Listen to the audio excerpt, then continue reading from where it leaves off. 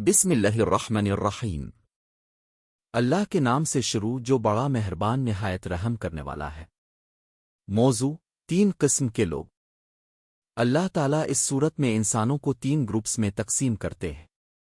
مومن، اللہ آخرت قرآن پر مکمل یقین، نماز قائم کرتے ہیں، اللہ کے دیے میں سے خرچ کرتے ہیں، یہ لوگ کامیاب ہیں۔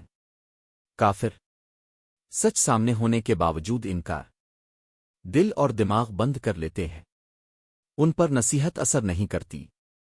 منافق، زبان سے مسلمان دل سے نہیں، مسلمانوں کو بھی دھوکا دیتے ہیں۔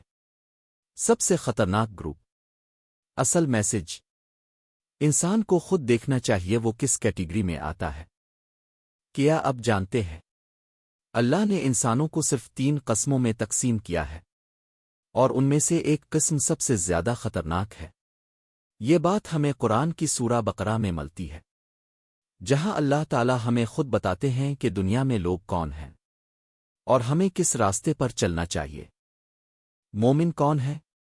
سب سے پہلے آتے ہیں مومن۔ یہ وہ لوگ ہیں جو اللہ پر یقین رکھتے ہیں، بغیر دیکھے ایمان لاتے ہیں، نماز قائم کرتے ہیں، اور جو کچھ اللہ نے دیا اس میں سے خرچ کرتے ہیں۔ یہ لوگ سیدھے راستے پر ہوتے ہیں، اور یہی کامیاب ہونے والے ہیں۔ کافر کون ہے؟ دوسری قسم ہے کافروں کی۔ یہ وہ لوگ ہیں جو سچ کو جانتے ہوئے بھی انکار کرتے ہیں، ان کے دل بند ہو چکے ہوتے ہیں، چاہے آپ انہیں سمجھائیں یا نہ سمجھائیں، ان پر کوئی اثر نہیں ہوتا۔ جب انسان ضد پر آ جائے تو سچ بھی اسے نظر نہیں آتا۔ منافق کون ہے؟ سب سے خطرناک لوگ ہیں منافق۔ یہ کہتے ہیں ہم ایمان لائے، لیکن حقیقت میں وہ ایمان نہیں رکھتے۔